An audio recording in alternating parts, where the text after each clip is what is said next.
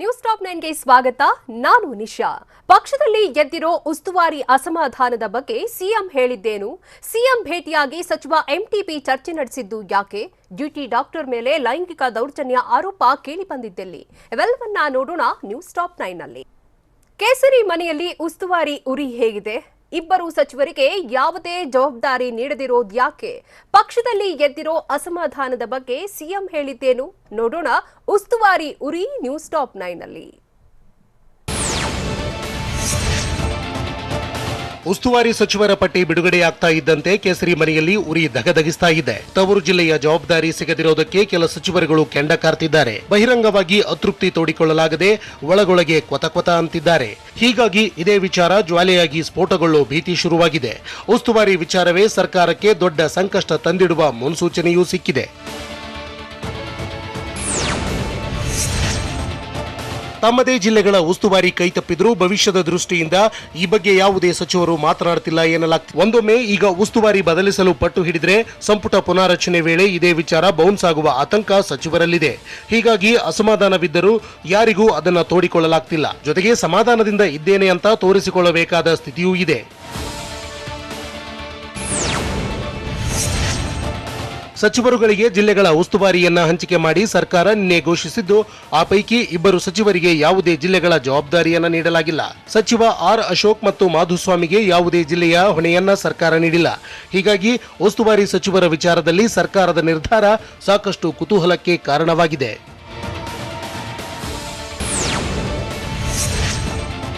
ಸರ್ಕಾರದ ನಿರ್ಧಾರದಿಂದಾಗಿ ಚುನಾವಣಾ ಹೊತ್ತಲ್ಲಿ ಉಸ್ತುವಾರಿ ಸಚಿವರು ಡಬಲ್ ಟಾಸ್ಕ್ ನಿರ್ವಹಿಸಬೇಕಾದ ಪರಿಸ್ಥಿತಿ ಬಂದಿದೆ. ಚುನಾವಣೆ ವೇಳೆ ಕ್ಷೇತ್ರ ಗಟ್ಟಿ ಮಾಡಿಕೊಳ್ಳುವುದೋ ಅಥವಾ ಉಸ್ತುವಾರಿ ಜಿಲ್ಲೆಯಲ್ಲಿ ಪಕ್ಷ ಸಂಘಟಿಸಬೇಕಾ ಎಂಬ ಗೊಂದಲದಲ್ಲಿ ಸಚಿವರಿದ್ದಾರೆ. ಕ್ಷೇತ್ರದಿಂದ ಹೊರಗಿದ್ದರೆ ವಿರೋಧಿ ಅಲೆಯ ಆತಂಕ ಇರುವ ಕಾರಣ ತವರು ಜಿಲ್ಲೆಯಲ್ಲೂ ಪಕ್ಷ ಬಲಪಡಿಸಿಕೊಳ್ಳಬೇಕು. ಉಸ್ತುವಾರಿ ಜಿಲ್ಲೆಯನ್ನು ನೋಡಿಕೊಳ್ಳಬೇಕಾದ ಸ್ಥಿತಿ ಸಚಿವರದ್ದಾಗಿದೆ.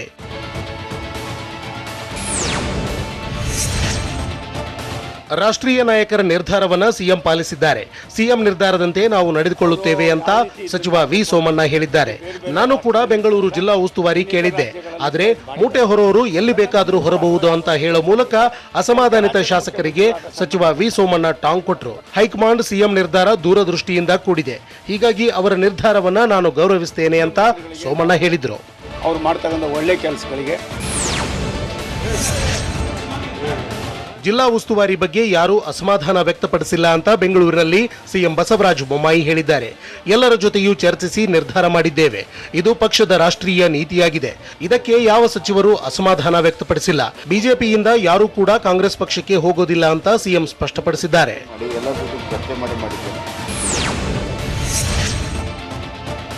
ಸಚಿವ ಸ್ಥಾನಕ್ಕಾಗಿ ಯತ್ನಾಳ್ ನಾನಾ ಕಸರತ್ತು ನಡೆಸ್ತಾ ಇದ್ದು ಮಂತ್ರಿ ಆಗಲೇಬೇಕೆಂದು ತೆರೆಮರೆಯಲ್ಲಿ ರಣತಂತ್ರ ಹೆಣಿತಿದ್ದಾರೆ.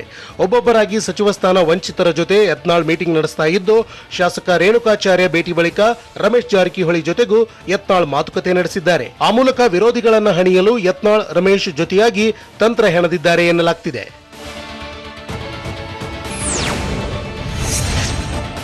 ಸಚಿವ ಸ್ಥಾನದ ಬಗ್ಗೆ ಹೈಕಮಾಂಡ್ ತೀರ್ಮಾನ ಮಾಡುತ್ತೆ ಅಂತ ಕುಡಚಿಯಲ್ಲಿ ಬಿಜೆಪಿ ಶಾಸಕ ಪಿ ರಾಜೀವ್ ಹೇಳಿದ್ದಾರೆ. ಹೈಕಮಾಂಡ್ ತೀರ್ಮಾನಿಸಿದರೆ ಮಾತ್ರ ಸಚಿವ ಸ್ಥಾನ ಸಿಗುತ್ತೆ. ಅದನ್ನ ಬಿಟ್ಟು ನಾನು ಸಚಿವ ಸ್ಥಾನದ ಆಕಾಂಕ್ಷಿ ಅಂತ ಹೇಳಿದ ಮಾತ್ರಕ್ಕೆ ಮಂತ್ರಿಗಿರಿ ಸಿಗೋದಿಲ್ಲ. ಎಲ್ಲವೂ ಪಕ್ಷದ ಹೈಕಮಾಂಡ್ ತೀರ್ಮಾನದಂತೆ ನಡೆಯುತ್ತೆ ಅಂತ ಶಾಸಕ ರಾಜೀವ್ ಅಭಿಪ್ರಾಯಪಟ್ಟಿದ್ದಾರೆ.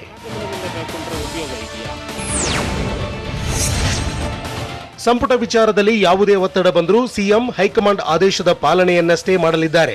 ಪಂಚರಾಜ್ಯ ಚುನಾವಣೆಯಲ್ಲಿ ದೆಹಲಿ ವರಿಷ್ಠರು ಬ್ಯುಸಿಯಾಗಿರೋ ಕಾರಣ ಬೇಗನೆ ಸಂಪುಟ ವಿಸ್ತರಣೆ ಮಾಡುವಂತೆ ಸಿಎಂ ಕೇಳುವ ಸಾಧ್ಯತೆ ಕಡಿಮೆ ಇದೆ. ಜೊತೆಗೆ ಮಾರ್ಚ್ ತಿಂಗಳಲ್ಲಿ ಬಜೆಟ್ ಅಧಿವೇಶನ ಬರಲಿದೆ. ಬಿಬಿಎಂಪಿ ಜಿಲ್ಲಾ ಪಂಚಾಯತ್ ಚುನಾವಣೆ ಘೋಷಣೆ ಸಾಧ್ಯತೆಯೂ ಇದೆ.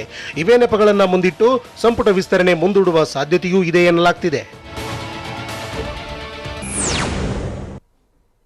ಬಿಜೆಪಿಯಲ್ಲಿ ಹಿರಿಯ ಶಾಸಕರನ್ನ ಕಡೆಗಣಿಸುತ್ತಿರುವ ಬಗ್ಗೆ ಅಸಮಾಧಾನ ವ್ಯಕ್ತಪಡಿಸಿದ್ಯಾರು? ಸಿಎಂ ಭೇಟಿಯಾಗಿ ಸಚಿವ ಎಂಟಿಬಿ ಚರ್ಚೆ ನಡೆಸಿದ್ದು ಯಾಕೆ?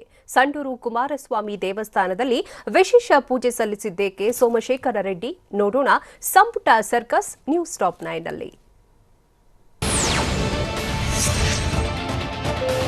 ಸಿಎಂ ಹೈಕಮಾಂಡ್ ನಿರ್ಧಾರಕ್ಕೆ ನಾವು ಬದ್ಧರಾಗಿದ್ದೇವೆ. ನಾನು ಏನೇ ಹೇಳಬೇಕಾದ್ರೂ ಪಕ್ಷದ ಚೌಕಟ್ಟಿನಲ್ಲಿ ಅಭಿಪ್ರಾಯವನ್ನ ತಿಳಿಸ್ತೇನೆ ಅಂತ ಬೆಂಗಳೂರಿನಲ್ಲಿ ಆರೋಗ್ಯ ಸಚಿವ ಡಾಕ್ಟರ್ ಕೆ ಸುಧಾಕರ್ ಹೇಳಿದ್ದಾರೆ.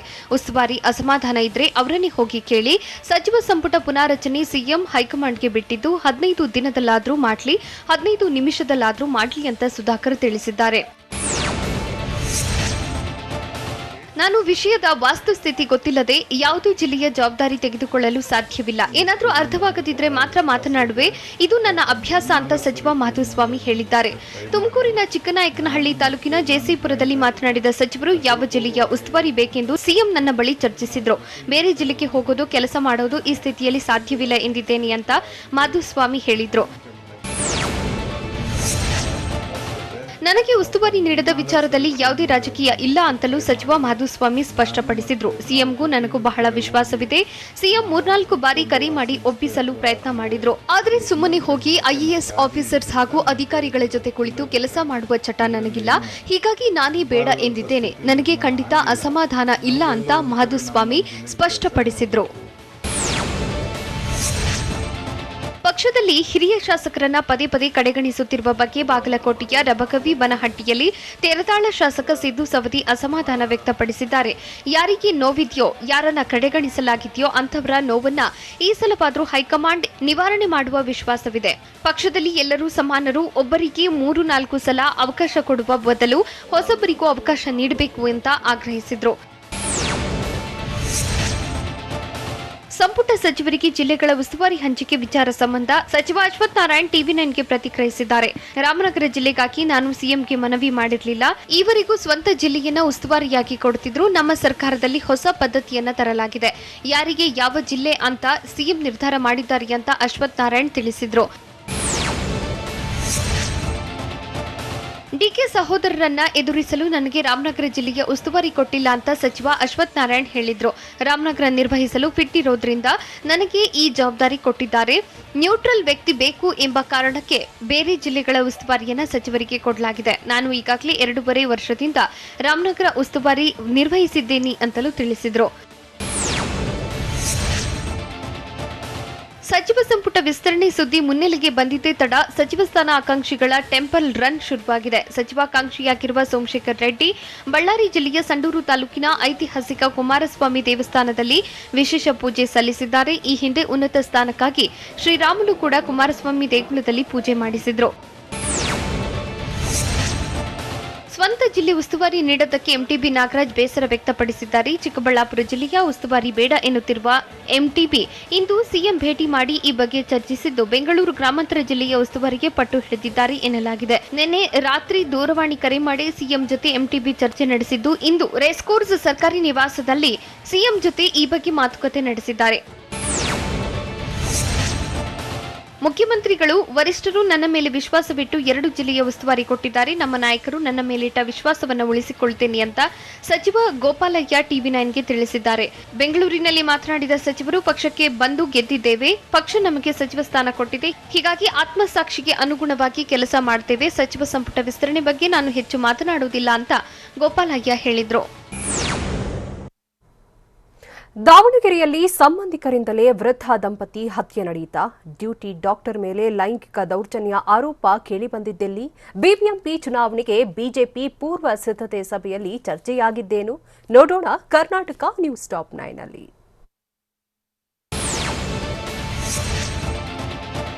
ಬೆಂಗಳೂರಿನ ರೇಸ್ ಕೋರ್ಸ್ ರಸ್ತೆಯಲ್ಲಿರುವ ಸಿಎಂ ಅಧಿಕೃತ ನಿವಾಸದಲ್ಲಿ ಬಿಬಿಎಂಪಿ ಚುನಾವಣೆಗೆ ಬಿಜೆಪಿ ಪೂರ್ವ ಸಿದ್ಧತೆ ಸಭೆ ನಡೆಸಿದೆ. ಸಿಎಂ ಬಸವರಾಜ ಬೊಮ್ಮಾಯಿ ನೇತೃತ್ವದಲ್ಲಿ ಮೀಟಿಂಗ್ ನಡೆದಿದೆ. ಸಭೆಯಲ್ಲಿ ಬೆಂಗಳೂರು ದಕ್ಷಿಣ, ಬೆಂಗಳೂರು ಉತ್ತರ, ಬೆಂಗಳೂರು ಕೇಂದ್ರ ಸಂಘಟನಾತ್ಮಕ ಜಿಲ್ಲೆಗಳ ಪದಾಧಿಕಾರಿಗಳು ಭಾಗಿಯಾಗಿದ್ರು. ಅಲ್ಲದೆ ಬೆಂಗಳೂರಿನ ಪ್ರಮುಖ ಬಿಜೆಪಿ ನಾಯಕರು ಕೂಡ ಮೀಟಿಂಗ್ನಲ್ಲಿ ಉಪಸ್ಥಿತರಿದ್ದರು.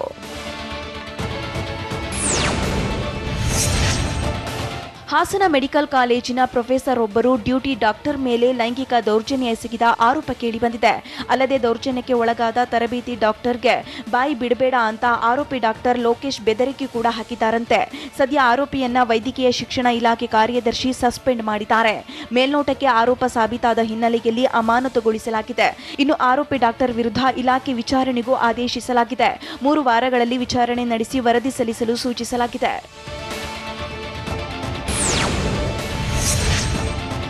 ತರಬೇತಿ ನಿರತ ವೈದ್ಯ ರೋಗಿಯೊಬ್ಬರಿಗೆ ಚಿಕಿತ್ಸೆ ನೀಡುವ ವೇಳೆ ಆರೋಪಿ ಡಾಕ್ಟರ್ ಲೋಕೇಶ್ ದೌರ್ಜನ್ಯ ಎಸಗಿದ್ದಂತೆ ಜನವರಿ 12ರಂದು ವಿದ್ಯಾರ್ಥಿಗಳ ಎದುರೇ ವೈದ್ಯ ಜೊತೆ ಅನುಚಿತ ವರ್ತಿಸಿದ್ದ ಎನ್ನಲಾಗಿದೆ. ಅಲ್ಲದೆ ಬಲವಂತವಾಗಿ ಲಿಫ್ಟ್ನಲ್ಲಿ ಹಣೆ ಮತ್ತು ಕುತ್ತಿಗೆಗೆ ಆರೋಪಿ ಲೋಕೇಶ್ ಕಿಸ್ ಕೊಟ್ಟಿದ್ದಂತೆ, ಖಾಲಿ ಕೋಣೆಗೆ ಬಾ ಅಂತಾನೂ ಕರೆದಿದ್ದಂತೆ, ದೂರು ಕೊಟ್ರೆ ಮರ್ಯಾದೆ ಹೋಗುತ್ತೆ ಅಂತ ತರಬೇತಿ ನಿರತ ವೈದ್ಯಗೆ ವಾರ್ನಿಂಗ್ ಮಾಡಿದ್ದ ಅಂತ ಹೇಳಲಾಗಿದೆ. ಜನವರಿ 13ರಂದು ದೌರ್ಜನ್ಯ ಬಗ್ಗೆ ಸಂತ್ರಸ್ತೆ ವೈದ್ಯ ಮಾಹಿತಿ ನೀಡಿದ್ದು, ಜನವರಿ 19ರಂದು ಆರೋಪಿ ಪ್ರೊಫೆಸರ್ನ ಸಸ್ಪೆಂಡ್ ಮಾಡಲಾಗಿದೆ.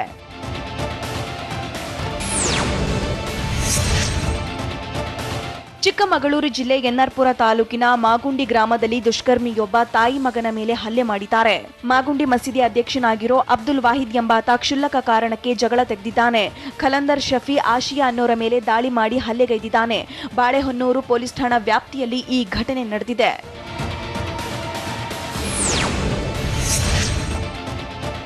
ಉತ್ತರ ಕನ್ನಡ ಜಿಲ್ಲೆ ಕುಮಟಾ ತಾಲೂಕಿನ ಹೊನ್ನಾವು ಕ್ರಾಸ್ ಬಳಿ ಗ್ಯಾಸ್ ಟ್ಯಾಂಕರ್ ಒಂದು ಪಲ್ಟಿ ಹೊಡೆದಿದೆ. ಚಾಲಕನ ನಿಯಂತ್ರಣ ತಪ್ಪಿ ಟ್ಯಾಂಕರ್ ಉರುಳಿ ಬಿದ್ದಿದ್ದು, ಗ್ಯಾಸ್ ಸೋರಿಕೆಯಾಗಿ ಕೆಲ ಕಾಲ ಆತಂಕದ ವಾತಾವರಣ ಸೃಷ್ಟಿಯಾಗಿತ್ತು. ಸ್ಥಳಕ್ಕೆ ಅಗ್ನಿಶಾಮಕ ದಳದ ಸಿಬ್ಬಂದಿ ಮತ್ತು ಪೊಲೀಸರು ರಸ್ತೆ ಬದಿಯ ಸುತ್ತಮುತ್ತಲ ಮನೆಗಳಲ್ಲಿ ಒಲೆ ಲೈಟ್ ಹಚ್ಚದಂತೆ ಮನವಿ ಮಾಡಿದ್ರು. ಗ್ಯಾಸ್ ಸೋರಿಕೆ ತಡೆಗೆ ಅಗ್ನಿಶಾಮಕ ದಳ ಸಿಬ್ಬಂದಿ ಪ್ರಯತ್ನಿಸಿದ್ರು.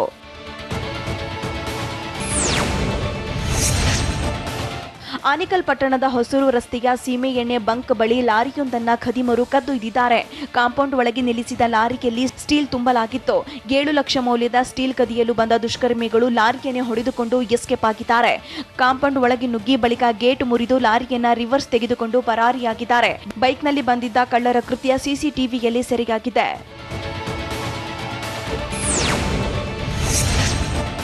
ಬೆಂಗಳೂರಿನ ಬಾಗಲಗುಂಟೆ ಬಳಿಯ ರವೀಂದ್ರ ನಗರದಲ್ಲಿ ಕೆಎಸ್ಆರ್ಟಿಸಿ ಜೂನಿಯರ್ ಅಸಿಸ್ಟೆಂಟ್ ಮ್ಯಾನೇಜರ್ ಮನೆಗೆ ದುಷ್ಕರ್ಮಿಗಳು ಕನ್ನ ಹಾಕಿದ್ದಾರೆ. ಮನೆ ಬೀಗ ಒಡೆದು ಒಳನುಗ್ಗಿರೋ ಖದೀಮರು ಮನೆಯಲ್ಲಿದ್ದ ನಗದು ಸೇರಿ ಸುಮಾರು 4 ಲಕ್ಷ ಮೌಲ್ಯದ ಚಿನ್ನ ಕದ್ದೊಯ್ದಿದ್ದಾರೆ. ಅಧಿಕಾರಿ ಆಶಾರಾಣಿ ತಮ್ಮೂರು ಮಂಡ್ಯ ಜಿಲ್ಲೆಯ ಜೀಗುಂಡಿಗೆ ತೆರಳಿದಾಗ ದುಷ್ಕರ್ಮಿಗಳು ಕನ್ನ ಹಾಕಿದ್ದಾರೆ.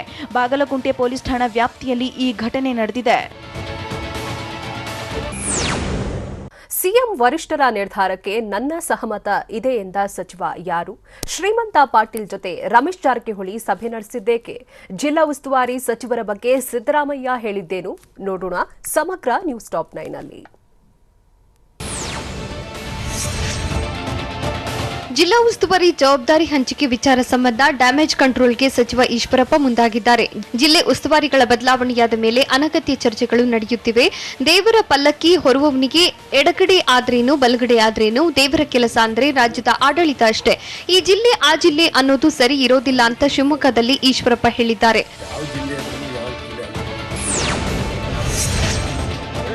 ಸಿಎಂ ವರಿಷ್ಠರ ನಿರ್ಧಾರಕ್ಕೆ ನನ್ನ ಸಹಮತ ಒಪ್ಪಿಗೆ ಇದೆ ಅಂತ ವಿಧಾನಸೌಧದಲ್ಲಿ ಸಚಿವ ಎಂಟಿಬಿ ನಾಗರಾಜ್ ಹೇಳಿದ್ದಾರೆ. ಯಾವ ಕಾರಣಕ್ಕೆ ಉಸ್ತುವಾರಿ ಬದಲಾಯಿಸಿದ್ದಾರೆ ಎಂದು ಗೊತ್ತಿಲ್ಲ. ಪಕ್ಷ ಕಟ್ಟುವ ದೃಷ್ಟಿಯಿಂದ ಬದಲಾಯಿಸಿದ್ದಾರೆ ಎಂಬ ಮಾಹಿತಿ ಇದೆ.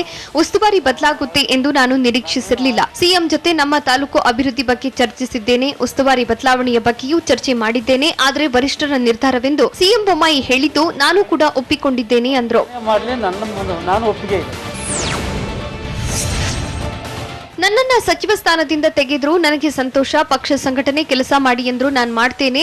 ನಾನು ಅಧಿಕಾರಕ್ಕಾಗಿ ಎಂದೂ ಆಸೆ ಪಟ್ಟವನಲ್ಲ ಅಂತ ಎಂಟಿಬಿ ಹೇಳಿದ್ರು. ಕಾಂಗ್ರೆಸ್ ಬಿಟ್ಟು ಭಾರತೀಯ ಜನತಾ ಪಾರ್ಟಿಗೆ ಬಂದಿದ್ದೇನೆ. ನನ್ನ ಜೀವ ಇರುವವರೆಗೂ ನಾನು ಬಿಜೆಪಿಯಲ್ಲೇ ಇರುತ್ತೇನೆ. ಒಂದು ವೇಳೆ ಪಕ್ಷ ಬಿಡಬೇಕು ಎಂದು ನನಗೆ ಅನಿಸಿದ್ರೆ ಮನೆಗೆ ಹೋಗ್ತೇನೆಯೇ ವಿನಃ ಬೇರೆ ಪಕ್ಷಕ್ಕೆ ಹೋಗೋದಿಲ್ಲ ಅಂತ ವಿಧಾನಸೌಧದಲ್ಲಿ ಸಚಿವ ಎಂಟಿಬಿ ನಾಗರಾಜ್ ಸ್ಪಷ್ಟನೆ ಕೊಟ್ಟರು. ರಾಜ್ಯದಲ್ಲಿ ಸಚಿವ ಸಂಪುಟ ಪುನಾರಚನೆ ವಿಚಾರ ಮುನ್ನೆಲೆಗೆ ಬಂದಿದೆ ತಡ. ರಮೇಶ್ ಜಾರಕಿಹೊಳಿ ಫುಲ್ ಅಲರ್ಟ್ ಆಗಿದ್ದಾರೆ.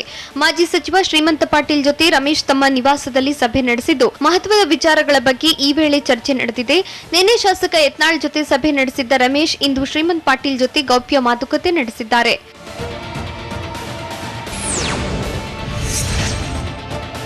ಜಿಲ್ಲಾ ಉಸ್ತುವಾರಿ ಸಚಿವರಿಂದ ಜನರ ಸಮಸ್ಯೆ ಬಗೆಹರಿಯಲ್ಲ. ಉಸ್ತುವಾರಿ ಸಚಿವರಾಗಿದ್ದವರು ಅವರ ಕ್ಷೇತ್ರಕ್ಕೆ ಸೀಮಿತರಾಗಿದ್ದಾರೆ ಅಂತ ಬಾದಾಮಿಯಲ್ಲಿ ವಿಪಕ್ಷ ನಾಯಕ ಸಿದ್ದರಾಮಯ್ಯ ಹೇಳಿದ್ದಾರೆ. ಜಿಲ್ಲಾ ಉಸ್ತುವಾರಿಗಳ ಮಾತನ್ನು ಯಾರೂ ಕೇಳುವುದಿಲ್ಲ, ಯಾಕಂದ್ರೆ ಇವರು ಕಮಿಷನ್ ಮೇಲೆ ನಿಂತು ಬಿಟ್ಟಿದ್ದಾರೆ ಅಂತ ಸಿದ್ದರಾಮಯ್ಯ ಗಂಭೀರ ಆರೋಪ ಮಾಡಿದ್ರು.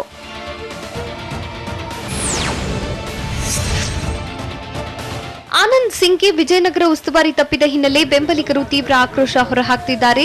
ಗಣರಾಜ್ಯೋತ್ಸವ ದಿನ ಜಿಲ್ಲೆಯಲ್ಲಿ ಆನಂದ್ ಸಿಂಗ್ ಧ್ವಜಾರೋಹಣ ನೆರವೇರಿಸಬೇಕು, ಇಲ್ಲದಿದ್ದರೆ ಜನವರಿ 26ರಂದು ಕರಾಳ ದಿನ ಆಚರಿಸುವುದಾಗಿ ಸಾಮಾಜಿಕ ಜಾಲತಾಣದಲ್ಲಿ ಬೆಂಬಲಿಗರು ಪೋಸ್ಟ್ ಹಾಕಿದ್ದಾರೆ. ಆ ಮೂಲಕ ಆನಂದ್ ಸಿಂಗ್ಗೆ ವಿಜಯನಗರ ಉಸ್ತುವಾರಿ ನೀಡುವಂತೆ ಸರ್ಕಾರದ ಮೇಲೆ ಒತ್ತಡ ತಂದಿದ್ದಾರೆ.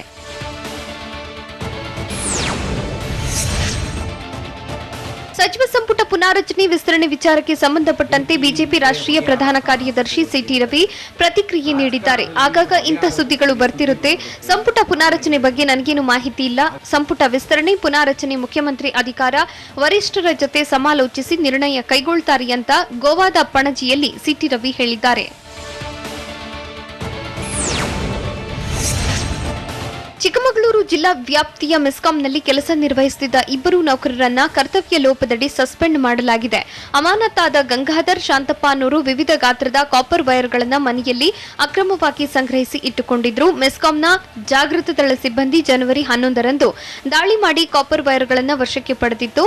ಅಕ್ರಮ ಸಾಬೀತಾದ ಹಿನ್ನೆಲೆಯಲ್ಲಿ ಮೆಸ್ಕಾಂನ ಶಿಸ್ತು ಪಾಲನಾ ಪ್ರಾಧಿಕಾರದ ಅಧೀಕ್ಷಕ ಇಂಜಿನಿಯರ್ ಇಬ್ಬರನ್ನ ಅಮಾನತು ಮಾಡಿ ಆದೇಶ ಹೊರಡಿಸಿದ್ದಾರೆ.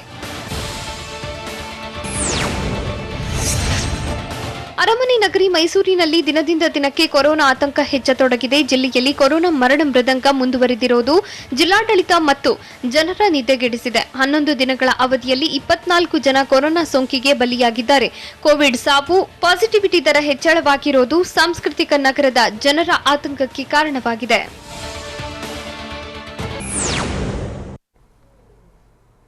ಐಸಿಸಿ ವಾರ್ಷಿಕ ಅತ್ಯುತ್ತಮ ಮಹಿಳಾ ಕ್ರಿಕೆಟರ್ ಯಾರು?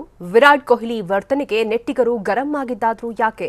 ಪವರ್ ಸ್ಟಾರ್ ಫ್ಯಾನ್ಸ್ಗೆ ಜನವರಿ 26ರಂದು ಜೇಮ್ಸ್ ತಂಡದ ಗಿಫ್ಟ್ ಏನು? ಜನರಕ್ಷಕ ಸಿನಿಮಾದ ಪೋಸ್ಟರ್ ಹೇಗಿದೆ ಗೊತ್ತಾ?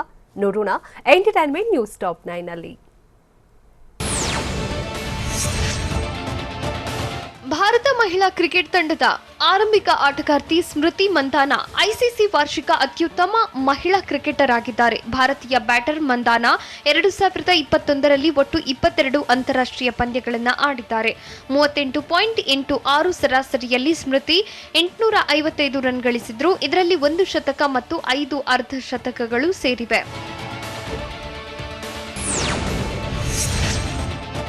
ಪಾಕಿಸ್ತಾನ ತಂಡದ ನಾಯಕ ಬಾಬರ್ ಅಜಂ 2021ರ ಐಸಿಸಿ ವರ್ಷದ ಏಕದಿನ ಕ್ರಿಕೆಟಿಗನಾಗಿ ಆಯ್ಕೆಯಾಗಿದ್ದಾರೆ. 6 ಪಂದ್ಯಗಳಲ್ಲಿ Babur 67.50 ಸರಾಸರಿಯಲ್ಲಿ 405 run ಗಳಿಸಿದ್ರು.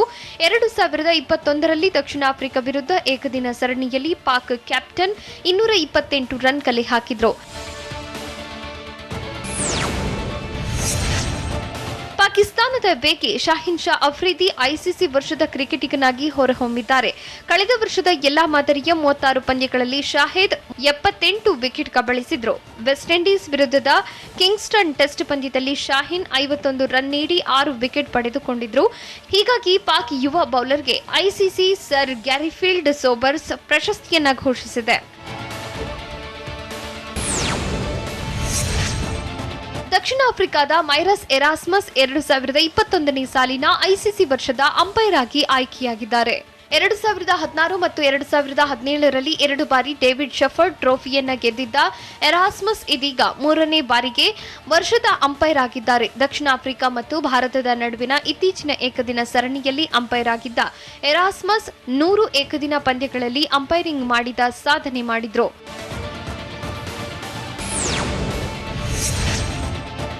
Team India batsman Virat Kohli ನೆಟ್ಟಿಗರ ಕೆಂಗಣ್ಣಿಗೆ ಗುರಿಯಾಗಿದ್ದಾರೆ. ಮಾಜಿ ನಾಯಕ ವಿರಾಟ್ ಕೊಹ್ಲಿ ಹರಿಣಗಳ ವಿರುದ್ಧ 3ನೇ ಏಕದಿನ ಪಂದ್ಯದಲ್ಲಿ ರಾಷ್ಟ್ರಗೀತೆ ಹಾಡುವಾಗ ವರ್ತನೆ ಸರಿ ಇರಲಿಲ್ಲ ಎಂದು ಸೋಷಿಯಲ್ ಮೀಡಿಯಾದಲ್ಲಿ ಟ್ರೋಲ್ ಮಾಡಲಾಗ್ತಿದೆ. ವಿರಾಟ್ ಕೊಹ್ಲಿ ರಾಷ್ಟ್ರಗೀತೆ ಹೇಳುವ ಬದಲು ಚ್ಯೂಯಿಂಗಮ್ ಜಗಿಯುತ್ತಾ ನಿಂತಿರೋದು ಕ್ಯಾಮೆರಾದಲ್ಲಿ ಸರಿಯಾಗಿತ್ತು.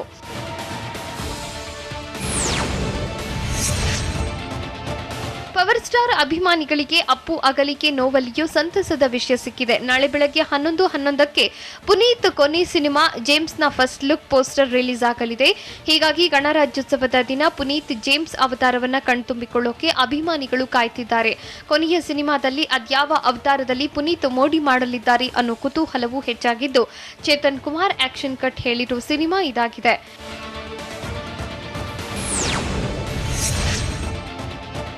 ರಾಘವೇಂದ್ರ ರಾಜ್ಕುಮಾರ್ ಅಭಿನಯದ ಸ್ತಬ್ಧ ಸಿನಿಮಾಗೆ ಮುಹೂರ್ತ ನೆರವೇರಿದೆ. ರಾಘವೇಂದ್ರ ರಾಜ್ಕುಮಾರ್ ಜೊತೆ ಹರ್ಷಿಕಾ ಸ್ಕ್ರೀನ್ ಶೇರ್ ಮಾಡಿದ್ದು, ಹರ್ಷಿಕಾ ಪುಣಚ್ಚ ರಾಘಣ್ಣನ ಮಗಳ ಪಾತ್ರದಲ್ಲಿ ಕಮಾಲ್ ಮಾಡಲಿದ್ದಾರೆ. ನನ್ನ ಕರಿಯರ್ನಲ್ಲಿ ರಾಘವೇಂದ್ರ ರಾಜ್ಕುಮಾರ್ ಜೊತೆ ಸ್ಕ್ರೀನ್ ಶೇರ್ ಮಾಡ್ತಿರೋದು ವಿಶೇಷ ಅಂತ ಹರ್ಷಿಕಾ ಹೇಳಿಕೊಂಡಿದ್ದಾರೆ.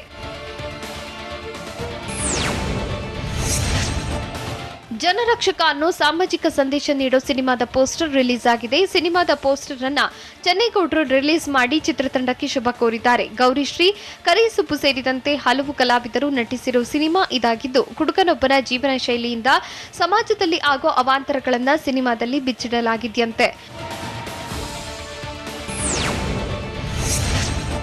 ಕರ್ನಾಟಕ ಚಲನಚಿತ್ರ ವಾಣಿಜ್ಯ ಮಂಡಳಿ ಮಾಜಿ ಅಧ್ಯಕ್ಷ ಹಾಗೂ ಹಿರಿಯ ನಿರ್ಮಾಪಕ ಕೆವಿ ಗುಪ್ತಾ ಇಹಲೋಕ ತ್ಯಜಿಸಿದ್ದಾರೆ. ವಯೋಸಹಜ ಕಾಯಿಲೆಯಿಂದ ಬಳಲ್ತಾ ಇದ್ದ ಗುಪ್ತಾ ನಿನ್ನೆ ರಾತ್ರಿ 9:15 ಸುಮಾರಿಗೆ ಬನಶಂಕರಿ ಬಳಿ ಇರೋ ತಮ್ಮ ನಿವಾಸದಲ್ಲಿ ಕೊನೆ ಉಸಿರೆಳೆದಿದ್ದಾರೆ.